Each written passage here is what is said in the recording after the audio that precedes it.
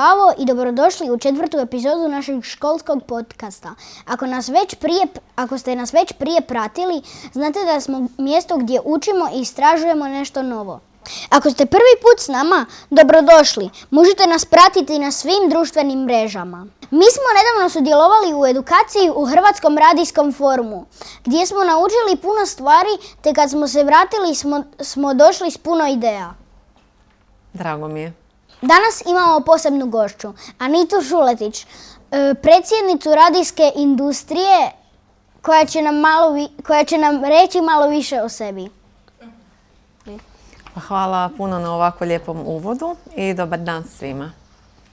Za početak, možete li nam se ukratko predstaviti? Pa mogu, ja sam Anita. Već na Fakultetu političkih znanosti na studiju novinarstva sam se nekako zaljubila u radio i već sam krenula raditi na prvoj godini studija. Prije toga sam bila u osnovnoj i u srednjoj školi u novinarskoj grupi i to me nekako odredilo za ovu neku karijeru. Na radiju sam prošla sve funkcije, od novinara, producenta, glavnog urednika pa tako dalje. I onda sam nekako paralelno sa osnivanjem obitelji, dobivanjem malog sinčića, upisala doktorski studio, tako da sad predajem i na nekoliko fakulteta. Hvala. Kao što ste rekli da ste se zaljubili u radio, možete li nam reći nekako detaljnije kako se sve to zbilo? Pa tražila sam studentski posao i na oglasnoj ploči Fakulteta političkih znanosti sam pronašla oglas za producenta na tadašnjem Narodnom radiju. Moja mama je inače obožavala slušati Narodni radio, pa sam nekako njoj za ljubav prijavila se na audiciju, dobila sam posao i tako je krenuo moj put.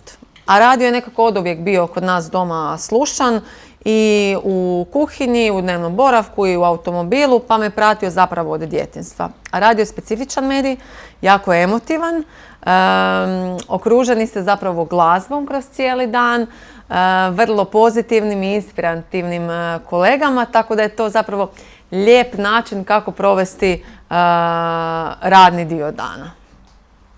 Jesu li vas odmah primili u radio? Pa prošla sam audiciju. Audicija je bila u nekoliko krugova, ako se dobro sjećam.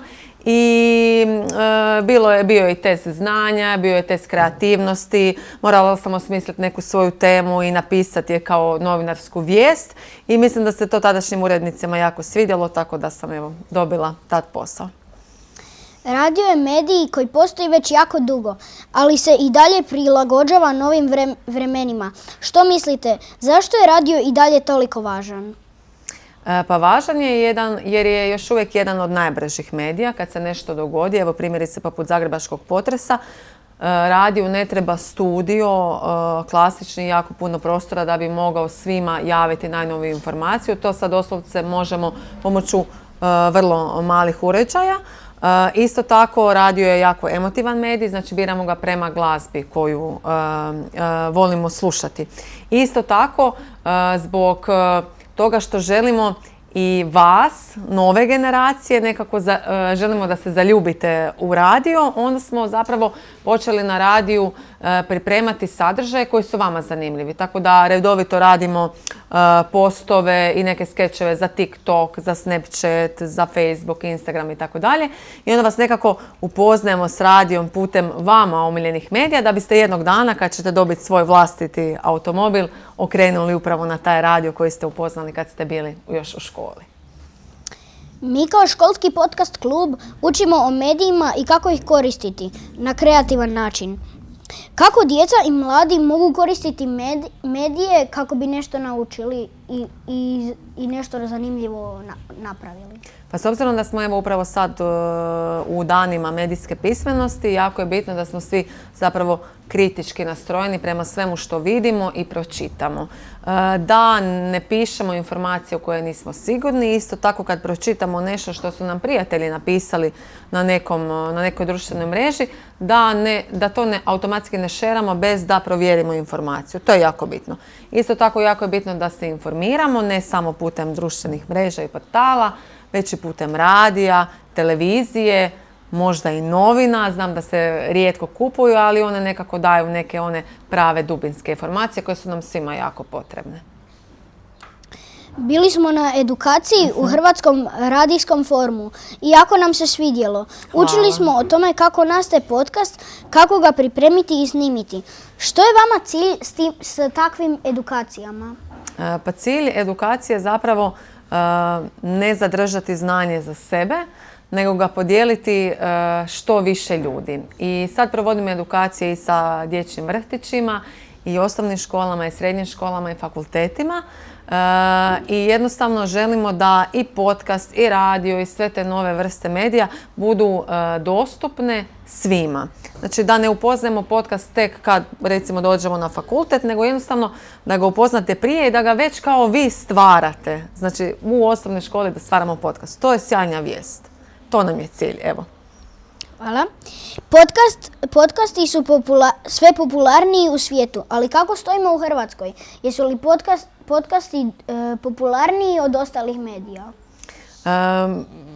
Pa sad za najnovije istraživanje o tome jesu li podcasti popularniji od primjerice ostalih medija ne znam, pa ne bih sad tu davala možda neke poluistinite informacije, ali je svakako podcast jedan od medija koji se najbrže razvija, ima sve više i više pratitelja.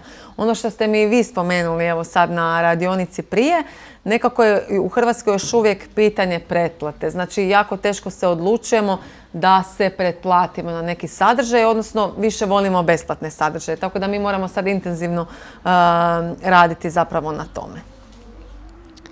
Što po vama čini jedan podcast zanimljivim?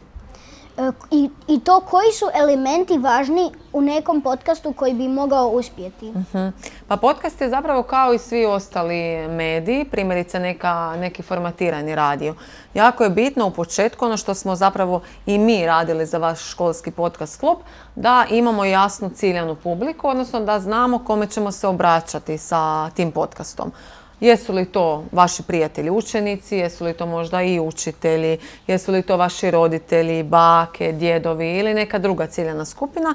I prema toj ciljanoj skupini zapravo onda odabiremo i teme koje vole, odnosno koje su zanimljive toj ciljanoj publici. Voditelji su jako bitni. Evo ovdje imamo jednog savršenog voditelja.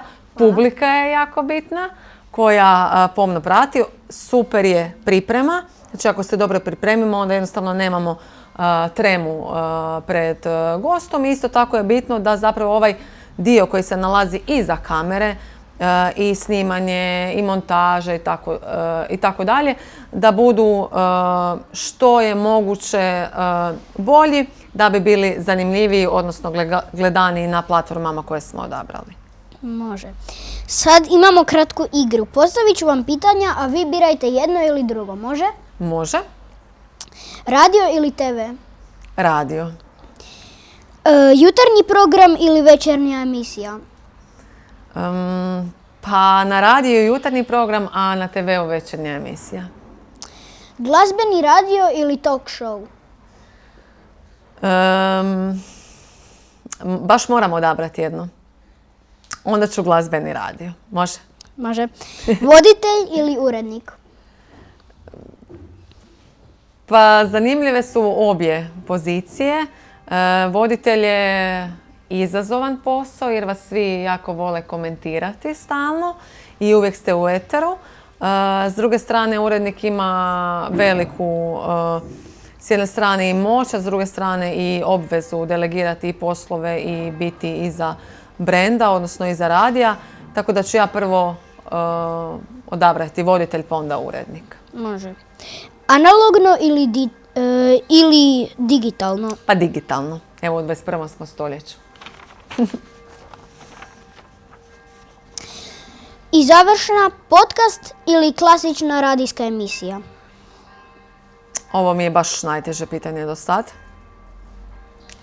S obzirom da smo u podcastu, onda ću reći podcast. Hvala. Za kraj, što biste poručili svima nama koji volimo medije i možda jednoga dana želimo raditi u radiju ili snimati podcaste? Pa prvo, jako mi je drago da vas ima tako jako puno koji volite medije i želite raditi u medijima i već sad snimate, odnosno radite ovako kvalitetne sadržaje kao što je vaš školski podcast. Želim vam da nastavite u tom smjeru. Vidim da imate sjajne mentore, odnosno učitelje. Slušate ih, pratite sve medije i onda će jednostavno, kako ćete vi rasti, tako će se i mediji razvijeti, jer se mediji danas razvijaju jako, jako brzo. Pronaći ćete nešto što vas najviše zanima, odnosno gdje se osjećate najbolje. Mislim da za svakog od vas ima neko mjesto za vas. Hvala vam puno što ste bili s nama i podijelili svoje iskustva. Bilo nam je jako zanimljivo i puno smo naučili. Hvala vama na pozivu i čestitam vam još jednom na ovako sjajno obavljenom poslu i na cijelom projektu.